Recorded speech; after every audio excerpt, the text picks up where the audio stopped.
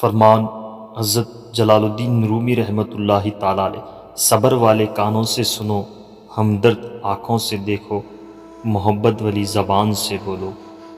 دشمنوں سے زیادہ ہمارے وہ دوست خطرناک ہیں جو منافقانہ انداز میں ہمارے جذبات سے کھیلتے ہیں۔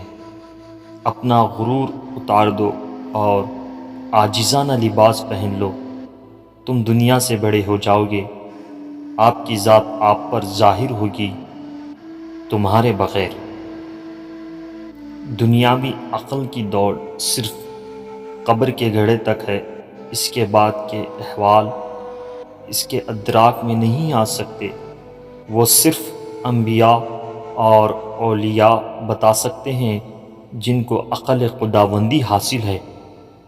فرمان حضرت لقمان حکیم رحمۃ اللہ تعالی علیہ، حرام چیزوں اور حرام کاموں سے ہمیشہ بچتے رہو، تمہاری دعائیں قبول ہونا شروع ہو جائیں گی۔